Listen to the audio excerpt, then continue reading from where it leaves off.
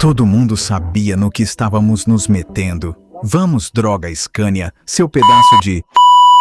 A terra que a Rússia reivindica com mais orgulho está silenciosamente se tornando um fardo. A Crimeia, por 12 anos símbolo de vitória de Putin, hoje se tornou um monumento à derrota. À medida que o único corredor terrestre ligando a Crimeia à Rússia se torna pouco confiável, combustível, eletricidade, internet e a vida cotidiana começaram a se desintegrar de uma só vez. Linhas de caminhões com quilômetros de extensão, veículos parados na estrada por dias e atrás de seus volantes, motoristas que agora se recusam a seguir a rota. Esta cena, que os espectadores estão chamando de algo saído diretamente de Mad Max, é o último quadro de uma terra que a Rússia passou 12 anos chamando de nossa para sempre, silenciosamente se desfazendo. Antes um destino de férias popular, agora se transformou em uma península onde muitos dos 1,5 milhão de russos que vivem lá estão desesperadamente tentando encontrar uma maneira de sair todos os dias para que possam fazer as malas e fugir para o continente. Para entender como essa imagem chegou aqui e como encurralou o Kremlin, precisamos começar com os caminhões nessas estradas e os motoristas que se recusam a dirigi-los. Mas primeiro, um pequeno pedido. Análises geopolíticas independentes como esta têm sido suprimidas pelo algoritmo ultimamente, e este vídeo não está alcançando muitas das pessoas que gostariam de vê-lo. Inscrever-se, curtir o vídeo e deixar até mesmo uma única palavra nos comentários nos ajuda a superar essa supressão diretamente. Agora, de volta a essas estradas. Para entender o destino da Crimeia hoje, primeiro é preciso olhar para sua geografia, porque o único verdadeiro elo terrestre desta península com a Rússia continental e com as regiões ocupadas no sul passa por apenas alguns cruzamentos estreitos. Centenas de milhares de toneladas de carga, de alimentos a combustível, têm que passar por esses gargalos, e quando esses gargalos se entopem, uma península inteira fica sufocando. As imagens inundando as redes sociais revelam a escala do bloqueio, linhas de caminhões se estendendo até o horizonte, caminhões parados por dias sem se mover, comboios desviando por trilhas de terra para contornar uma ponte danificada. Nestas imagens, um único veículo avariado ou pegando fogo pode bloquear centenas atrás dele por horas. Que os espectadores descrevam esta cena como a estrada para o inferno já diz o suficiente sobre o quão pesada a situação se tornou. Mas a prova mais marcante desta crise não são as filas, são os próprios motoristas. Ontem enchemos nossos tanques, mas agora não nos deixam ir. Esta revolta não é uma dispersão de raiva, é a reação de um exército inteiro de transporte. A principal ponte da Crimeia foi construída para lidar com quase 40 mil veículos por dia e transportar de 7 a 9 milhões de toneladas de carga por ano, o que significa que o abastecimento da península depende dos milhares de caminhões e motoristas que percorrem essa rota. E uma parcela crescente desses milhares de motoristas agora se recusa a fazer a rota. De acordo com pesquisadores que acompanham os territórios ocupados, no início de junho, a administração russa estava oferecendo aos motoristas civis de caminhões de combustível 100 mil rublos por uma viagem de ida e volta à Crimeia. Uma semana e meia depois, esse valor foi aumentado para 300 mil rublos. Há apenas uma explicação para uma taxa triplicar tão rapidamente. Os motoristas não querem pegar a estrada. Esta é uma revolta contada não na linguagem de tanques ou mísseis, mas na linguagem de um caminhoneiro comum. E a confissão de um russo que cruzou para essas terras resume tudo em uma única frase. Estamos nos revezando para passar. Primeiro eles, depois nós. Foi o que dissemos pelo rádio. Bem, todos sabiam para onde estávamos indo. O que há para dizer? Todos sabiam no que estávamos nos metendo. Vamos, droga, Scania, seu pedaço de... Traços dessa relutância também são visíveis nas próprias estradas. A visão de caminhões que quebraram e foram encostados ou simplesmente abandonados ao longo da rota fala por si só sobre a má reputação que os motoristas deram a essa rota. Para aliviar a congestão, o governo começou a construir rapidamente estradas temporárias de desvio perto de Chonhar e Armyansk. Mas o fato de que um império é forçado a traçar rotas sinuosas por estradas de terra para entregar mercadorias a um território que chama de sua parte indivisível é, em si, um sinal de desespero. Antes considerada segura, essa rota agora se transformou em uma fila interminável que os motoristas relutam em entrar. Além disso, a congestão não está confinada a um único ponto, mas ocorre simultaneamente em vários pontos ao longo da rota. Em outras palavras, o tráfego flui em apenas uma direção. A península não está se enchendo, está se esvaziando. E este corredor foi o ganho mais valioso da Rússia na guerra. A avaliação de Valery Zaluzhny, ex-comandante-chefe das Forças Armadas da Ucrânia, captura a mudança. Na sua opinião, o rápido avanço da tecnologia retirou o significado da conquista territorial tradicional. Um plano para isolar a Crimeia remotamente já foi elaborado em 2023. Na época, os parceiros ocidentais não acreditaram, mas hoje esse plano está funcionando efetivamente. Segundo ele, o corredor terrestre foi o único prêmio estratégico que a Rússia garantiu na guerra, e hoje as forças russas já não conseguem usá-lo completamente. Então, o maior ganho se transformou na maior vulnerabilidade. Um orgulho do prêmio do Império colapsando em uma fragilidade dependente de algumas passagens estreitas é uma das mudanças mais silenciosas, mas profundas, no terreno. À medida que esse corredor se fecha, o próximo elo vem inevitavelmente. Os suprimentos não conseguem passar. O combustível foi racionado com cupons, as vendas limitadas na maioria dos lugares a 20 a 30 litros por veículo, os preços subiram cerca de 80% para mais de 270 rublos. A eletricidade vem e vai em longas interrupções, algumas cidades funcionando com 2 horas de energia, seguidas por 6 horas de escuridão, água correndo dia sim, dia não, e prateleiras das lojas esvaziando. Nas cidades costeiras, leite, carne e peixe desapareceram, e os refrigeradores descongelaram. Em resumo, combustível, energia, água e suprimentos estão todos sendo pressionados ao mesmo tempo. E quando um lugar não consegue nem atender às necessidades básicas de forma confiável, partir deixa de ser uma escolha e se torna uma necessidade. É aqui que o coração da história começa. À medida que a península se torna inabitável, as pessoas começaram a se mover também, mas desta vez não em direção à península, mas para longe dela. A imagem mais impressionante veio de Kerch. A fila de veículos tentando cruzar da península para o continente foi relatada como ultrapassando 700, e esse tráfego se estendendo em direção a Tamã, no lado da península da ponte de Kerch, tornou-se a prova mais concreta do êxodo. A mesma ponte que antes levava turistas em massa para a península agora se tornou, ao contrário, um portão onde aqueles que querem sair se alinham. Se a prova mais forte de pertencimento a algum lugar é ficar, então o sinal mais claro de abandono é esta fila silenciosa e interminável de partida. As pessoas não estão vivendo o fim de umas férias, estão vivendo o empacotamento de uma vida, pertences amontoados em carros, horas presas na saída, e um passo dado sem olhar para trás. Por anos, a televisão russa mostrou as filas de turistas entrando na Crimeia como um sinal de vitória. Agora, a fila na direção oposta naquela mesma ponte conta uma história bem diferente. Este fluxo reverso não é apenas uma fuga de verão, é o sinal mais visível de um lugar perdendo seu atrativo.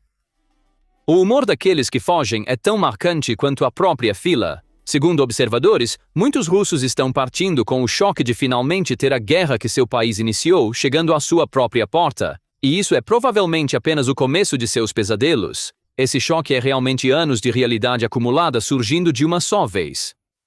Um lugar que por anos foi dito ser seguro, é nosso, de repente se transformando em um dos pontos mais frágeis da guerra, virou a equação na mente daqueles que se estabeleceram lá. Uma península antes apresentada como uma oportunidade e uma fonte de orgulho agora é falada como um lugar do qual se deve sair o mais rápido possível. As pessoas se estabelecem em um lugar porque acreditam que é seguro e estável. Uma vez que essa crença é abalada, a decisão de se mudar vem muito mais rápido do que esperavam. As palavras de um russo deixando a península capturam esse sentimento. Vadim e eu já empacotamos todas as nossas coisas. Já estamos carregando e vamos deixar a Crimeia enquanto ainda podemos. Vamos ficar com a mãe dele em Volgogrado por enquanto. Dizem que os ucranianos estão preparando um pouso de paraquedistas. É meio assustador. Alguns são colonos que vieram após 2014 em busca de habitação barata e um novo começo. Outros são famílias que viveram lá por anos, mas agora procuram um futuro em outro lugar. O ponto em comum é que todos estão indo na mesma direção, para fora. O que torna a situação mais pesada é que a maioria dos que estão partindo não planeja voltar. Um turista pode voltar no próximo verão, mas uma família que vende sua casa e vai embora toma essa decisão de forma definitiva. A permanência desta fuga é o que transforma o quadro de uma crise temporária em uma transformação estrutural. A marca mais duradoura deste êxodo está no mercado imobiliário.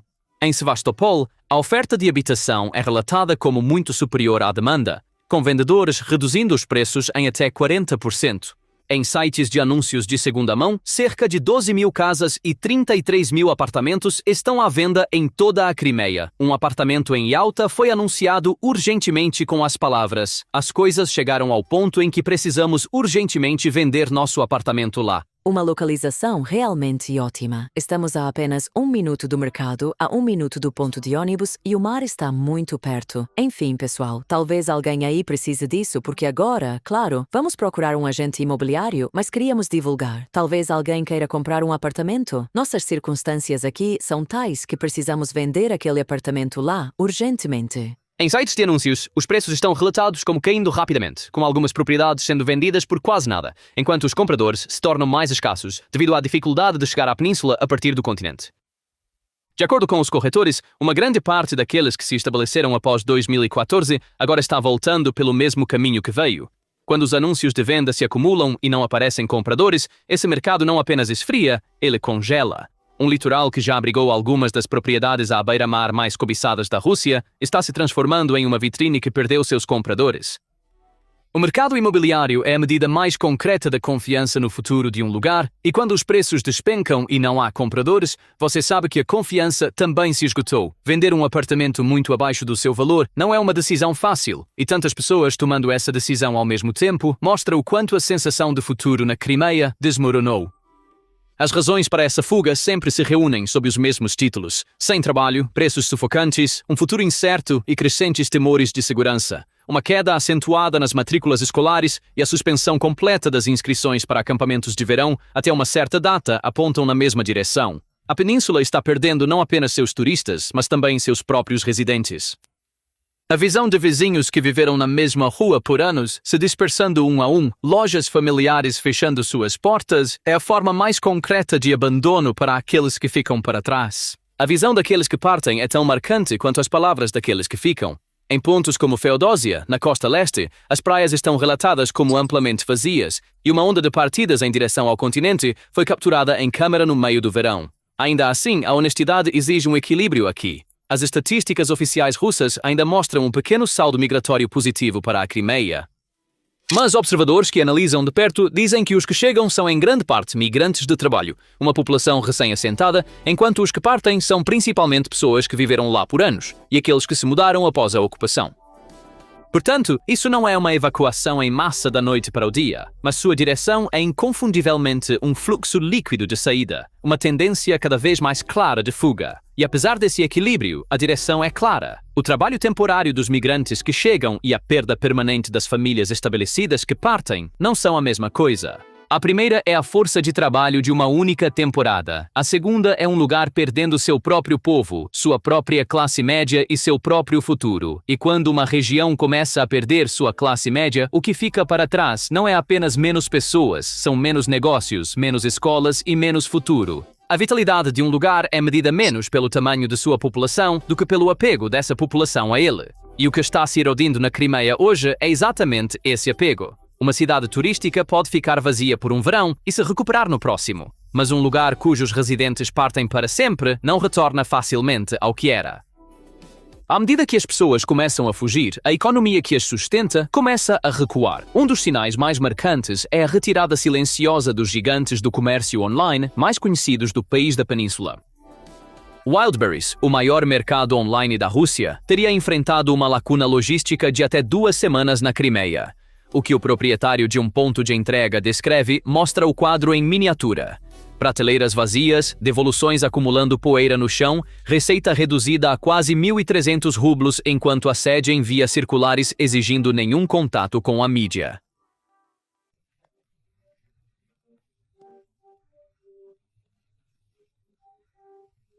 Simplesmente sendo abandonado. Essa frase resume o clima dessa retirada. Com outro gigante, Ozon é ainda mais explícito.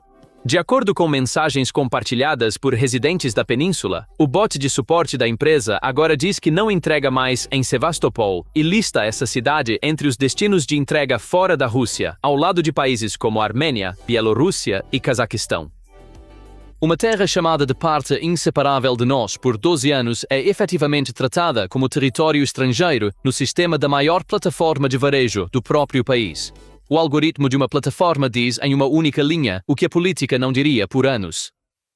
A mesma retirada aparece também nos pagamentos do dia a dia. Relata-se que os caixas eletrônicos de alguns bancos ficaram fora de serviço, deixando as pessoas com dificuldades para acessar dinheiro, e quando uma grande plataforma para de entregar, os correios, trabalhadores de armazém e pequenos vendedores ligados a ela também ficam sem trabalho. O fechamento de uma loja atinge toda a cadeia, desde o fornecedor até o comerciante vizinho. Essa retirada tem um custo invisível também: confiança. Quando grandes empresas ignoram uma região e cadeias de turismo a evitam, a mensagem para quem vive lá é clara: este é agora um lugar não confiável e arriscado. E uma vez que essa percepção se instala, é muito difícil revertê-la. No setor do turismo, o cenário é ainda mais severo. A curta temporada de verão, que antes trazia a maior parte da renda anual da península, colapsou este ano. Por algumas medidas, as reservas caíram cerca de 58% em relação ao ano anterior em 2 semanas, e pela metade em junho comparado a maio. Em algumas áreas, os cancelamentos ultrapassaram 75%. Além disso, a maioria dos turistas que cancela não consegue reaver seus pré-pagamentos. Os hotéis se abrigam na desculpa de suspender temporariamente as operações e o Ministério do Turismo, administrado pela Rússia na Crimeia, rotulou oficialmente os cancelamentos em massa como um caso de força maior. Até a linguagem dos representantes do setor reflete o desespero. O chefe da Associação de Pequenos Hotéis diz aos turistas para serem pacientes, que os reembolsos virão, mas que a região precisa de tempo. E o relato de uma mulher russa que diz ter passado férias na Crimeia por anos, mas nunca ter experimentado nada assim, mostra a ruptura na percepção. Quando a temporada mais animada de uma região se torna a mais silenciosa, o alicerce invisível que a sustenta começa a rachar. Quando um lugar perde seus clientes, seus residentes e seus negócios de uma só vez, o que resta é apenas geografia. Mas o que torna uma região viva é precisamente a existência desses três juntos.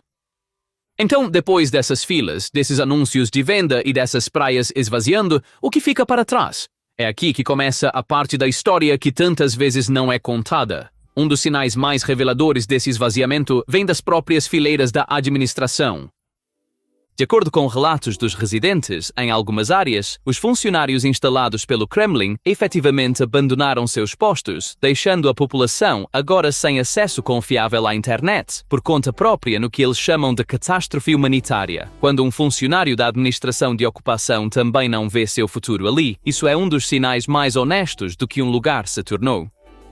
E, segundo alguns relatos, alguns desses funcionários estão discretamente colocando suas próprias propriedades à venda ao saírem, o que significa que mesmo aqueles com o conhecimento mais próximo do futuro de um lugar não confiam nesse futuro. Até mesmo as vozes dispersas de protesto que surgem dentro da Rússia, em um lugar que o Estado controla de forma mais rígida, mostram o quanto o cenário se tornou mais pesado. Mas a parte mais dolorosa não é quem vai embora, é quem não pode. Pessoas que não conseguem encontrar combustível, não conseguem vender sua casa rápido o suficiente, não têm dinheiro para se mudar ou são de idade avançada, ficam presas dentro deste cenário. Quando voar se torna um privilégio, ficar para trás se torna um destino, e a diferença entre os dois grupos muitas vezes se resume a apenas um tanque de combustível ou um apartamento que encontrou um comprador. Os dois grupos vivendo lado a lado resumem a contradição da península hoje. Na mesma rua, uma família se preparando para partir e um vizinho que não pode pagar. Um tentando salvar seu futuro, o outro tentando se agarrar ao presente. E à medida que o tempo passa, esse segundo grupo cresce. Cada partida torna o fardo daqueles que ficam um pouco mais pesado. Ainda assim, reduzir a imagem a uma península fantasma seria errado. Veículos internacionais que reportam no local observam que, apesar de todas as dificuldades, algumas pessoas ainda estão lá, continuando com a vida diária, dizendo: já estamos acostumados. Moscou também não está parada. Anunciou ajuda superior a 3 bilhões e 700 milhões de rublos para a península, fundos extras para Sevastopol e apoio financeiro para empresas de turismo. Então, isso não é o colapso de amanhã. É um processo lento, silencioso e cada vez mais claro de esvaziamento. Talvez não seja um fim, mas o meio de um processo. E a direção desse processo fica um pouco mais clara a cada semana. E uma vez que essa direção é definida, mudá-la requer mais do que alguns pacotes de ajuda. É preciso que as pessoas voltem a acreditar no lugar, o que é a coisa mais difícil de conquistar. Agora, empilhe todas essas peças umas sobre as outras. Estradas que motoristas se recusam a entrar, um corredor congestionado, filas de partida crescentes, casas vendidas 40% abaixo do valor e gigantes se retirando. Estas são todas faces diferentes da mesma história, e o nome dessa história é um prémio que lentamente se torna um fardo. A Crimeia nunca foi um pedaço de terra comum para Putin. Quando foi anexada em 2014, o Kremlin apresentou isso como uma vitória, uma fonte de orgulho e um ponto de virada. Foi prometido aos habitantes locais uma vida muito melhor sob o domínio de Moscou. O que está sendo abalado hoje é exatamente isso. Uma terra chamada irreversivelmente nossa, tornando-se incapaz até mesmo de alimentar e manter seus próprios residentes. A verdadeira lição aqui vai além de uma única região. Tomar posse de um pedaço de terra já não é suficiente. Ser capaz de sustentá-lo, manter seu abastecimento e seu povo no lugar tornou-se muito mais decisivo. O corredor de terra, o ganho estratégico mais valorizado da Rússia nesta guerra, transformou-se exatamente por essa razão de um ativo em uma fragilidade. E quando um império possui uma terra que não pode alimentar, essa terra começa a desgastá-lo internamente. Esta é uma das lições mais marcantes da guerra moderna. Um exército pode conquistar um território no mapa, mas um bloqueio que corta as linhas destinadas a alimentar esse território silenciosamente esvazia a vitória. A conquista é um momento. Manter é um custo interminável. E mesmo que a Rússia esteja disposta a pagar esse custo por anos, a menos que produza lealdade ou estabilidade em troca, permanece apenas um fardo crescente. Esta imagem também tem uma face de prioridades nuas. Enquanto o Kremlin continua despejando milhões de dólares na frente, as necessidades básicas da própria população que anexou ficam no fim da lista. O ditado que circula entre o público, "Você colhe o que planta", resume essa transformação com amarga simplicidade.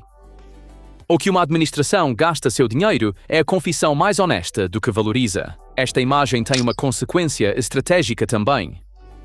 À medida que este corredor se fecha, alimentar a ocupada Kherson através da longa rota sinuosa pela Crimeia torna-se mais difícil para a Rússia, e segundo algumas avaliações, isso fortalece a expectativa de que Kherson poderia ser a primeira região a ser libertada. Portanto, o que está sendo abalado não é apenas a infraestrutura. A própria narrativa de "a Crimeia é nossa para sempre" e toda a ordem de ocupação da Rússia no sul estão se erudindo ao mesmo tempo.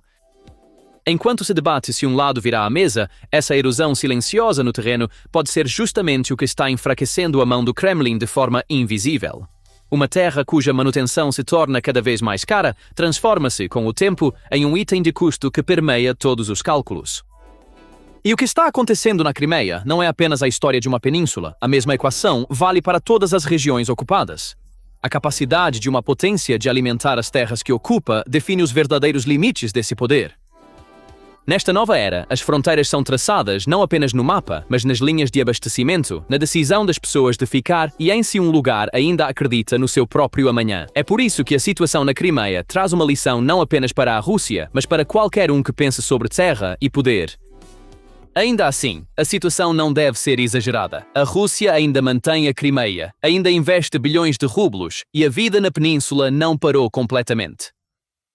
Mas a tendência é clara. Uma península que já foi a vitrine da Rússia está se tornando um fardo caro, sombrio e cada vez mais ingovernável. Ao longo da história, os impérios geralmente colapsaram, não sob as grandes guerras que perderam, mas lentamente sob o peso dos fardos que não puderam carregar. A Crimeia hoje é talvez o exemplo mais novo e vívido dessa velha lição. No final, o que estamos vendo na Crimeia hoje não é uma única crise, é a imagem de um ativo se transformando em um fardo. Duas filas contam essa história por si só. De um lado, caminhões parados em estradas cujo pedágio triplicou porque ninguém concorda em dirigi-los. Do outro, centenas de famílias alinhadas para sair daquela terra. Tomar um pedaço de terra à força é uma coisa, ser capaz de alimentá-lo e sustentá-lo é outra completamente diferente. E a lição mais antiga da história é talvez a mais simples. Um lugar cujas luzes você não consegue manter acesas, cujo tanque você não consegue encher e cujas pessoas você não consegue manter, não importa o quão orgulhosamente você o reivindique, você não pode manter para sempre. Cada poste de luz apagado na Crimeia e cada caminhão esperando nessas estradas repete silenciosamente hoje a verdade que o Kremlin não quer admitir. Então, você acha que esta imagem é o começo da Crimeia escapando lentamente do controle da Rússia? Ou Moscou conseguirá carregar esse fardo por mais um tempo? Deixe-nos saber sua opinião nos comentários. Para acompanhar nossas análises especiais sobre guerra e geopolítica, inscreva-se no nosso canal e ative as notificações. Obrigado por nos escolher.